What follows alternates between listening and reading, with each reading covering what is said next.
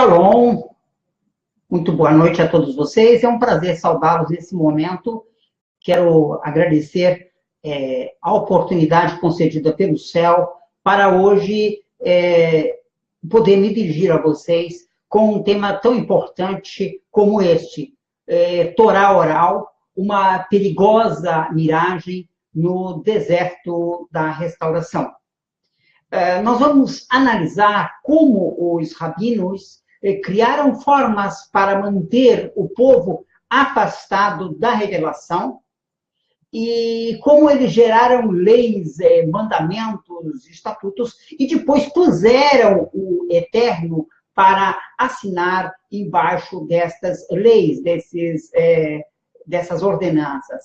E eu gostaria de começar por lembrar que quando o Eterno celebrou a sua aliança com Israel, essa aliança foi celebrada em Moabe, ele a fez não só com os que estavam ali presentes, mas também com todos os seus descendentes. A gente pode ler isso claramente no livro de Deuteronômio, capítulo 29, versículo 14 e 15, quando o Altíssimo diz, essa aliança que hoje é feita, não é feita só com vocês, mas também com aqueles que hoje não estão aqui presentes. É por isso, irmãos, que passados 1.300 anos, Kefa, ou Pedro, escreveu Kefa aos peregrinos da dispersão. Kefa Aleph, ou 1 Pedro, capítulo 1, versículo 1. Ou seja, Pedro estava se dirigindo aos descendentes de Israel que estavam na Galute, ou seja, no exílio, na diáspora. E logo o Eterno está renovando, através de Mashiach, o seu pacto com o povo de Israel. Portanto, Pedro não escreve basicamente a gentios, como a tradição cristã tem dito, mas aos israelitas da diáspora. E eu lembro sempre que o Eterno estabelece duas alianças com Israel, uma no Sinai, quando eles saíram, depois toda aquela geração com mais de 20 anos morre no deserto, à exceção dos 2 espias, e a geração nova não tinha ouvido aliança porque era muito jovem, ou porque era criança, ou porque não tinha nem sequer nascido. Então o Eterno faz uma segunda aliança em Moabe, antes do povo entrar na Terra Prometida. Mas eu volto à questão da natureza da aliança. A aliança em Moabe não foi uma aliança étnica com Israel, como normalmente a tradição afirma. Nós precisamos desmontar os sofismas que o religionismo criou para nos manter escravizados. E desmanchar esses sofismas envolve proclamar a verdade de que a aliança foi interétnica.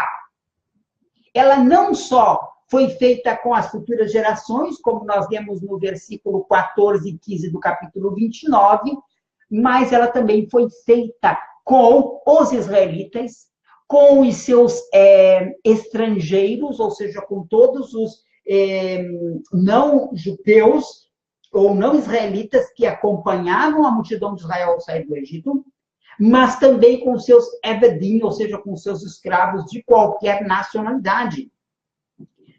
E é por isso que Shaul,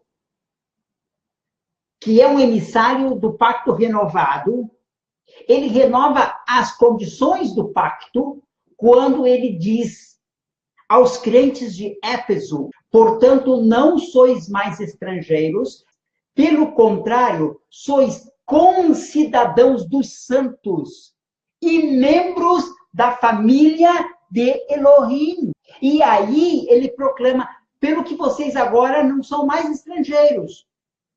E ele faz mencionar o fato de que eles antes estavam separados da comunidade de Israel, mas agora, através de Yeshua HaMashiach, eles tinham se aproximado.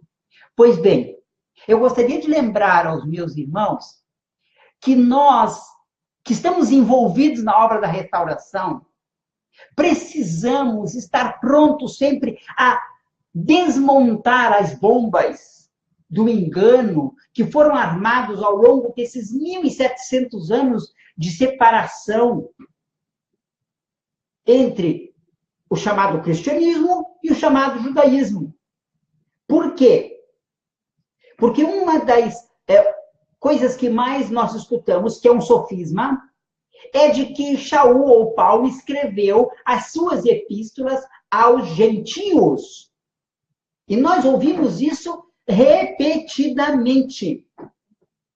Se eu leio bem as escrituras, Shaul não coloca os gentios no seu cabeçalho. Observem bem o que ele diz no capítulo 1, no versículo 1, na introdução do seu tratado. Shalia de Yeshua HaMashiach, enviado de Yeshua, pela vontade de Elohim, aos santos que estão em Éfeso e fiéis em Yeshua HaMashiach. Eu não sei até que ponto a palavra santo é sinônimo de gentil. Eu não sei de onde se tirou isso. Mas quando uma mentira é repetida muitas e muitas vezes, ela acaba virando verdade. É evidente que Shaul está a se dirigir também aos gentios, mas não especificamente a gentios. E quando nós lemos as escrituras, dentro de um contexto mais amplo, nós temos isso muito evidente. Vamos ler o livro de Atos. E chegou a Éfeso e deixou-os ali. Está falando dos companheiros de Shaul. Mas ele, entrando na sinagoga, disputava com os judeus. E rogando-lhe eles que ficasse por mais algum tempo, não conveio nisso. Antes, se despediu deles, dizendo: é-me de todo preciso celebrar a festa que vem em Jerusalém. Mas, querendo Elohim, eu voltarei de novo até vós. Atos, capítulo 18, 19 e 21. Ali está o início da Querrilá de Atos, da Querrilá messiânica, começando dentro de uma sinagoga, com os judeus que imploravam que Shaul voltasse para pregar a eles. Evidentemente que havia gentios também na sinagoga de Éfeso, que era uma enorme sinagoga, porque a cidade de Éfeso era a segunda maior cidade do Império Romano, com 250 mil habitantes. Ela só perdia em população dentro do Império para a grande cidade de Roma. Portanto, quando nós lemos o livro de Éfeso, nós temos que parar de pensar que ele está escrevendo para gentios, porque ele já disse a quem está escrevendo. Ele está escrevendo aos santos. E eu não vejo relação nenhuma entre santos e gentil. Embora um gentil possa ser santo. E um israelita também. E é justamente por isso que nós não podemos restringir a carta exclusivamente aos gentios. Muito mais tendo lido já em Atos capítulo 18, que ele começa seu trabalho na sinagoga de Éfeso. Bom, agora nós podemos avançar. Nós desmanchamos um sofisma cristão, agora nós precisamos também desmanchar sofismas judaico-rabanitas. E nós precisamos lembrar que o Eterno fez uma aliança com Israel, com suas 12 tribos, com os escravos de Israel e com os estrangeiros que moravam com Israel no deserto, com aqueles que peregrinavam com Israel no deserto. Desde logo, nós precisamos desmontar um outro sofisma, de que a palavra ger signifique prosélito do judaísmo ou de qualquer outra religião. A palavra ger significa tão pura e simplesmente estrangeiro. É por isso que o filho mais velho de Moshe foi chamado de Gershom. Ele explica o motivo: porque eu fui estrangeiro. Entendem? Então, nós precisamos ir estudando as Escrituras e nos desfazendo dos mitos criados pelo movimento judaico-cristão, que tem sim seus méritos, a gente não deixa de reconhecê-lo, mas os méritos não nos obrigam a empacotar os deméritos, ok? Agora, falando de sofisma, um dos maiores sofismas é de que o Eterno deu a Moisés uma lei, que é a Torá escrita, é chamada de Torá Ketuv, que é escrita, e uma Torá chamada de Torá Shebe-al-Peh, que é a lei como é entendida, ou simplesmente a lei que é falada. Torá oral. Porque, na verdade, a Torá oral, ela não nasce no Monte Sinai, ela não nasce em Israel, ela é concebida em Israel, mas ela vai nascer a 900 quilômetros de Jerusalém. 900 quilômetros não em direção ao Ocidente, mas em direção ao Oriente. Ela vai nascer em plena Babilônia. Este ensino de que o Eterno deu uma lei oral, a chamada Torá Shebe-al-Peh, é altamente subversivo à verdadeira fé. A verdadeira fé se espelha naquilo que os profetas falaram. E Moshe Rabbeinu, o mediador do primeiro pacto, disse, tendo convocado aos israelitas, a seus servos e estrangeiros, depois de avisar, estamos aqui, la'asot et kol divrei haTorá hazot, para cumprirmos todas as palavras desta Torá. Moisés não conclamou o povo a guardar nenhum tipo de Torá que não lhes tenha sido audivelmente revelada e escrituralmente colocada sobre as pedras. Aliás, o Eterno disse a Moisés que deveria escrever, quando eles entrassem na terra da promessa, o povo de Israel deveria escrever todas as palavras desta Torá em pedras, para que mesmo à distância o povo as pudesse ler. Israel e com ele os seus ebedim, que são seus escravos, e guerinhos estrangeiros, nunca recebeu outra Torá, senão aquela que lhes foi escrita e audivelmente proclamada. Esse é um princípio inalterável, tão aplicável aos gentios que ali estavam, seja na figura dos escravos, seja na figura dos estrangeiros, como também aos naturais da terra. A verdade, meus irmãos, é que você pode interpretar um sonho de um profeta, a história de um escriba, ou as palavras de um apóstolo, mas você não pode interpretar o que Moshe falou, por uma razão muito simples, porque não há o que interpretar.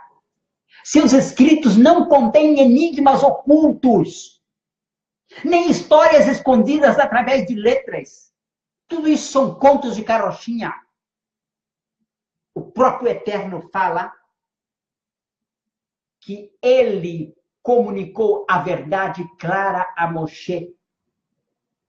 Interpretá-lo e adicionar coisas ao que ele falou é um desrespeito ao Eterno, que disse: boca a boca falo com ele, claramente, não por enigmas, pois ele vê a semelhança de Jeová. O Eterno não falava por enigmas com Moshe. O Eterno não lhe deu cabalá oculta. O Eterno lhe manifestou uma Torá. E essa Torá foi para ser transmitida ao povo.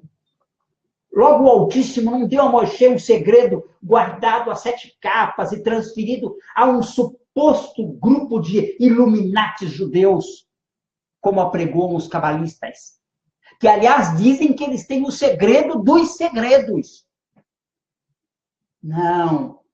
Moshe não falou nenhuma lei secreta sob o domínio de uma seleta elite de sábios rabanim. Ele apontou para a Kol Divrei HaTorah Hazot, todas as palavras desta lei. E essa Torá, ela não foi estabelecida para ser buscada, meus irmãos, num céu distante do Zohar, nas nuvens densas dos decretos medievais dos Geonim, no mar revolto do Talmud, ou nas espumas da Mishnah.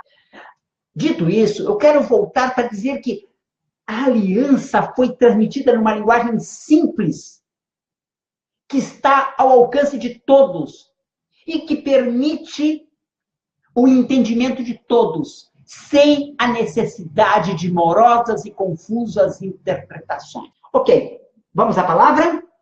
Deuteronômio, Devarim, capítulo 30, versículos 11 e 14. É suficiente para desmantelar o mito da lei oral.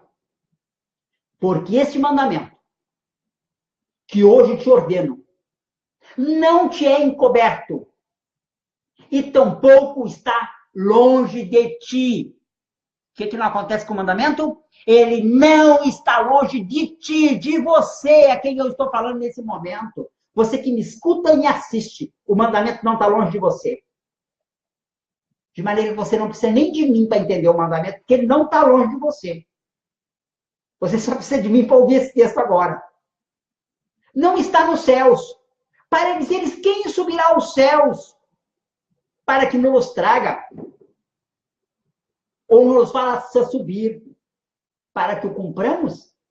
Nem tampouco está além do mar, para dizeres quem passará por nós ao mar, para que nos o traga e nos o faça escutar, para que o cumpramos. Porque esta palavra está muito perto de ti, na tua boca e no teu coração, para a cumprires. Onde é que está a lei oral aqui?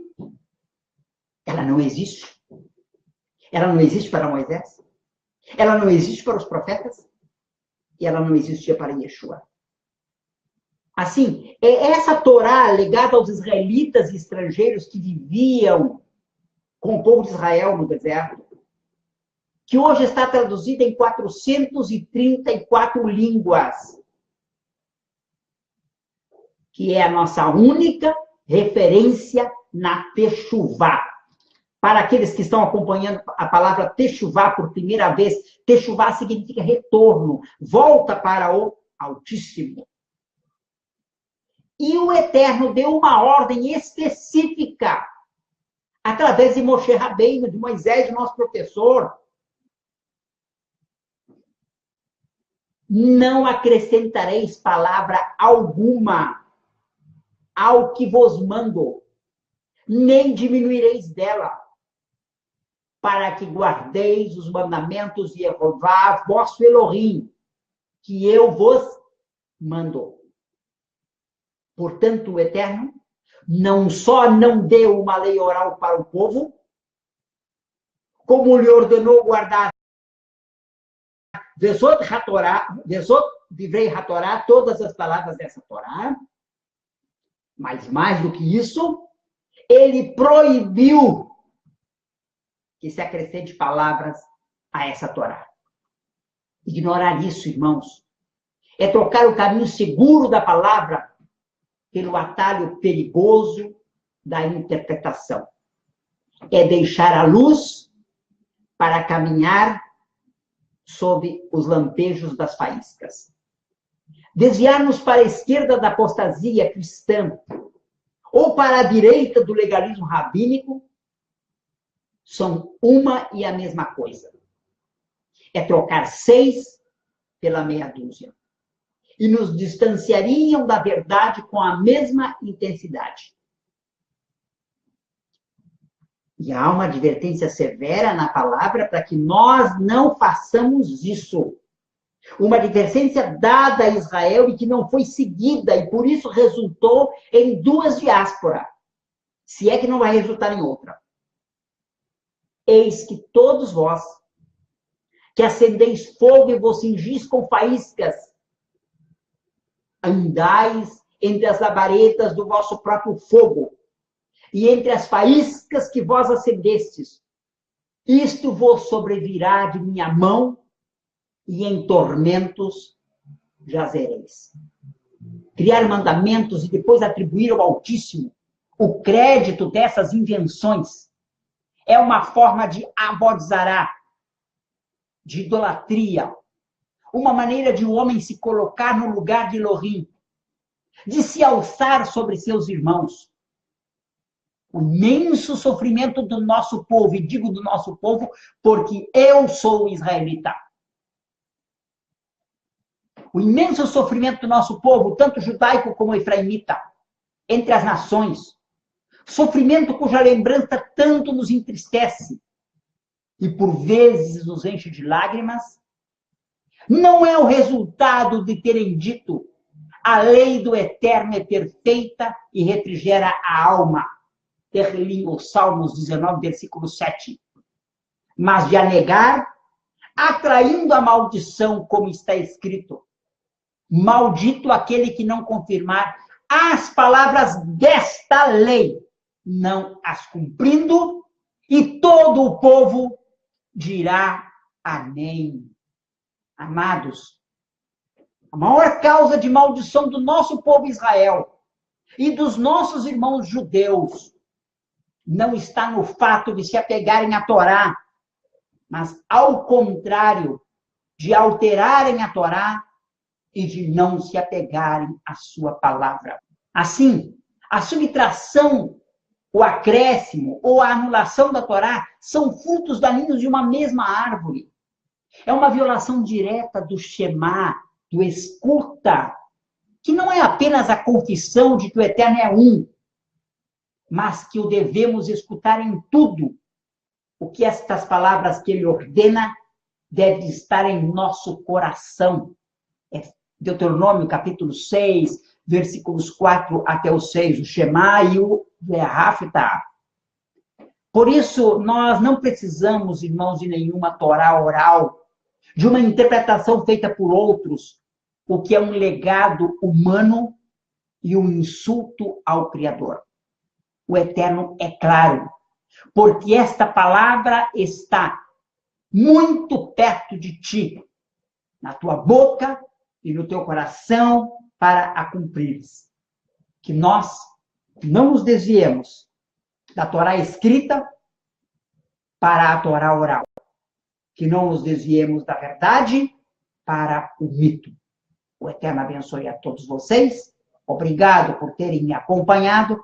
Espero que o som esteja razoável e que vocês abençoem essa palavra, compartilhando-a com os seus amigos. Nosso ministério é um ministério pequeno. Precisamos da sua ajuda para mantê-lo de pé. Se o Eterno tocar o seu coração nesse sentido, entre depois em contato comigo. Mas se você só pode compartilhar e curtir esse vídeo, ainda assim eu estou muito agradecido, porque nós trabalhamos para que a verdade alcance corações. Shalom, shalom